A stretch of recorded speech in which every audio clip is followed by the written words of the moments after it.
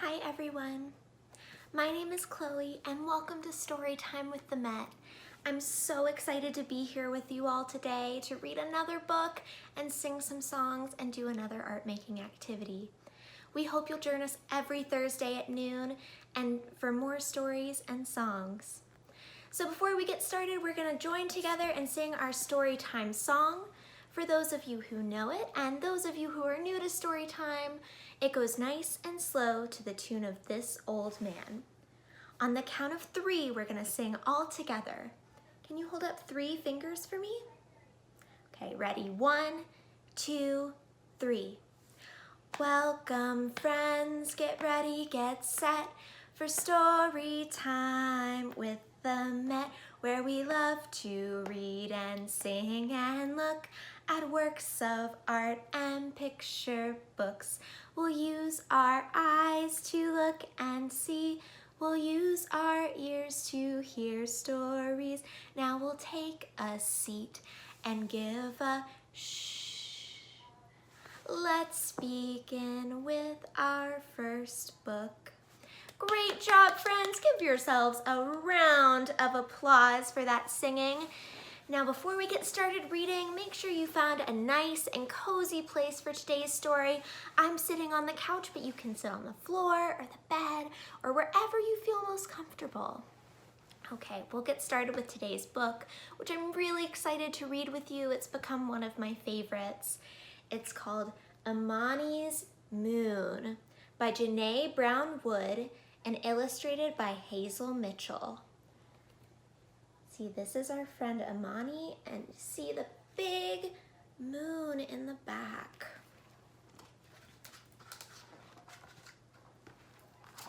Imani was the smallest child in her village. Here's Imani, and here's a goat friend. Do we know what sound a goat makes? Bah! It sounds kind of like a sheep. Look at tiny Imani, the other children teased. She's no higher than a lion cub's knee. Careful, they called to her. Don't let the meerkats stomp on your head. And here are the other children laughing at how small she is. Mini Imani, you'll never accomplish anything. Day in and day out, the children teased her, and Imani started to believe them. Every night, Imani's mama lifted her spirits with stories. This night, her mama told her of Olapa, the goddess of the moon, who fought a great battle against the god of the sun and triumphed. Do you think I could do something great like Olapa? Asked Imani. I do, answered Mama. Even something like touching the moon? Even that, said Mama. But it is you who must believe. Mama kissed her forehead. Usiku muema. Good night, Imani. Good night, Mama. Here is Imani and her mama as she's telling her the story of Olapa. And you can see up here in the stars, Olapa defeating the great god of the sun. All in the stars.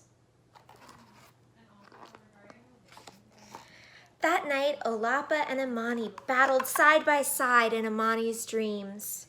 Together, they protected the people of Earth from danger, flew through the sky, and guarded the moon.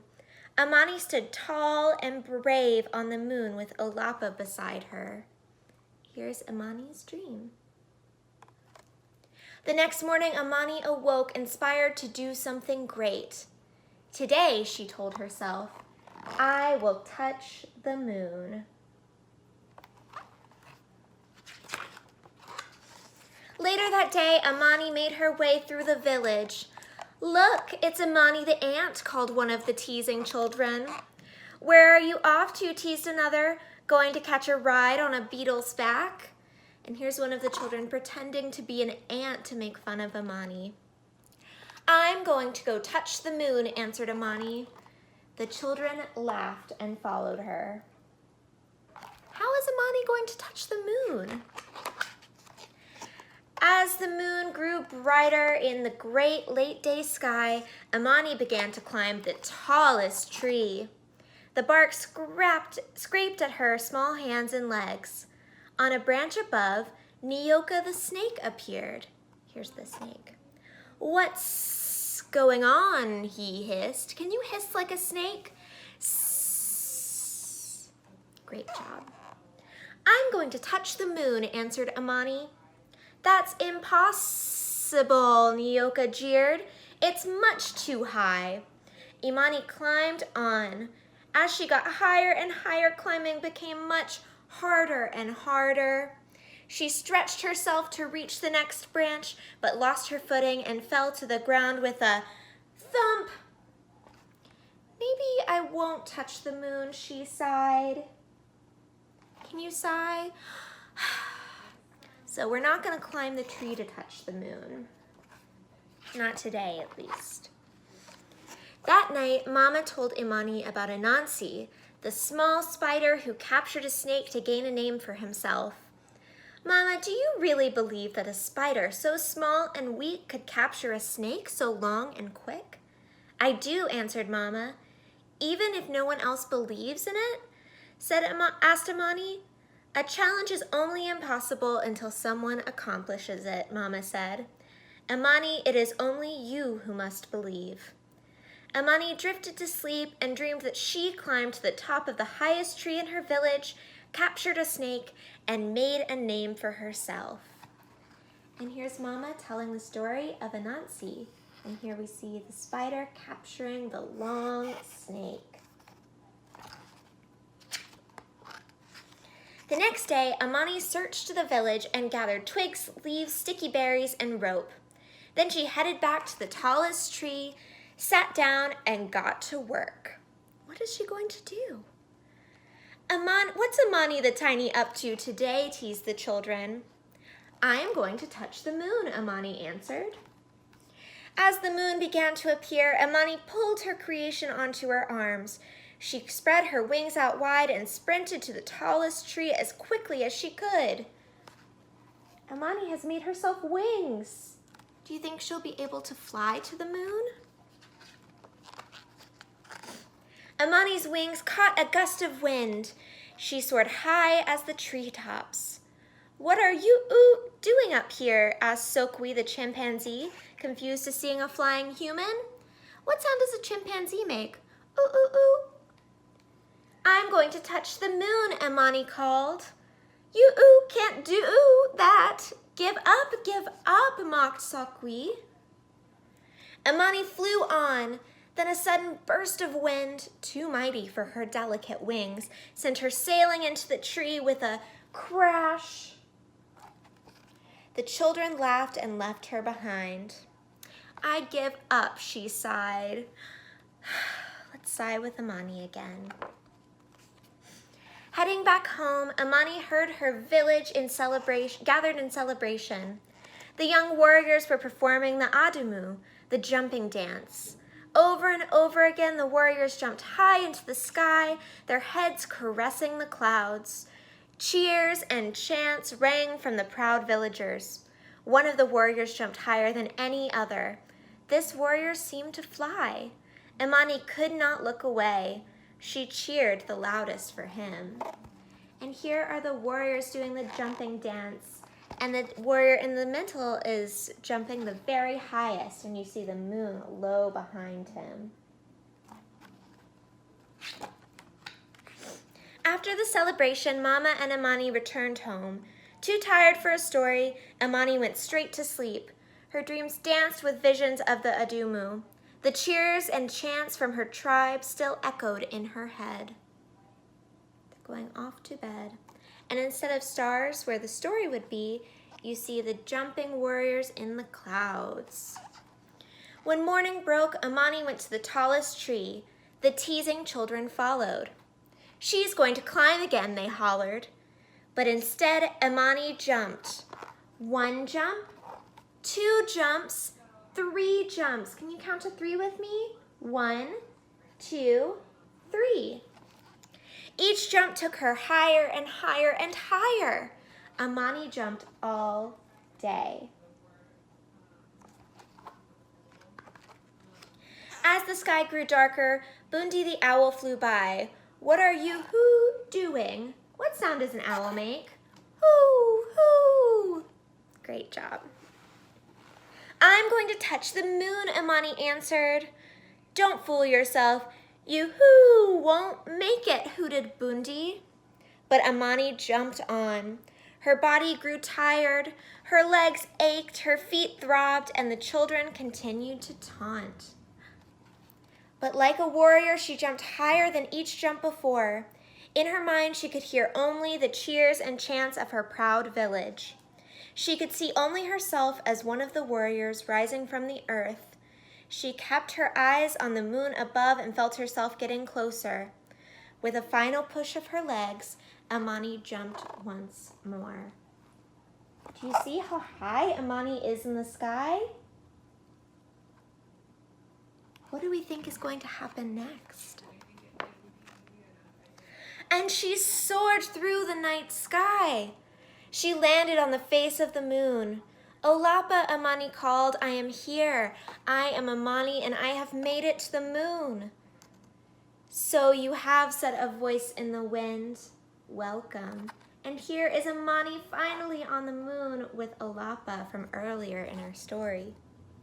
Imani clapped. She laughed, she sang, she rolled in the moon dust and danced with excitement. As she celebrated, she noticed something shiny. She picked up the thing that dazzled her eye and turned it over in her hands. It was a small moon rock, her own tiny moon. A gift for you, Amani the Great, said the voice. Thank you, goddess of the moon.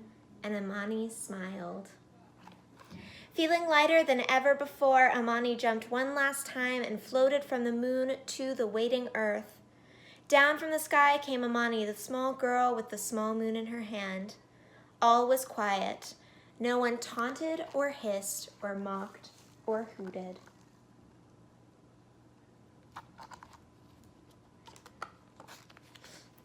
That night, Amani called to her mama. Can I tell you a story tonight? She asked. Which one? Asked Mama. It is the tale of the girl who touched the moon. Mama listened as Amani told her story. Where did you hear such a tale? Asked Mama. Amani opened her hands and revealed the glowing moon rock, so small and beautiful. It is my story, Mama, said Imani. I am the girl who touched the moon and was welcomed by Olapa. I am the one who believed. The end. Great job listening, friends. Give yourselves a round of applause. I love that story because it's all about Imani learning to believe in herself so that she can accomplish what she always wanted to, which was to touch the moon. Reading this book reminded me of a piece of art in the Met's collection from 18th century Korea called a moon jar. It's a big round jar made of ceramic, which is a type of clay that's been fired, and it looks like a moon. It is white and round and sort of translucent, meaning that it's a little glowy, and it's beautiful, and it reminded me of what it would feel like to hold the moon or to have the moon somewhere in your house. And you can go see it at the Met if you're in the area in Gallery 233. So before we part, I do have a quick activity so that you can touch your own moon. So what you'll need is paper, a marker or crayons, watercolors, whatever you'd like, scissors, thread or string, fishing wire, whatever you have, and a clothing hanger. So what we're going to do is make our own night sky. So I have a moon and some clouds, a shooting star, and I have hung it all from my hanger so that I can hang it up. So what you'll do is you'll draw whatever shapes you'd like in your night sky. I drew some stars. You can decorate them however you'd like. I have a yellow one or a rainbow one, a smiley face, a sparkly one, or a plain one. And with a grown-up, you'll cut them out very carefully, and you'll need to punch a hole in the top. And in that hole, you'll tie your thread. I had some metallic thread left over from a sewing project, and I tied a knot because I wanted to make my constellation, my night sky, look sparkly with my silver thread. And you'll tie a knot on your star or your moon or clouds on one end, and then you'll tie the other end up to your hanger, and there you go. You have your own night sky, and it can turn, and you can move things however you'd like. But this way you can touch the moon just like Imani. Thank you all so much for joining me today. It was so much fun to read with you, and I hope we'll see you again soon. Have a good day. Bye.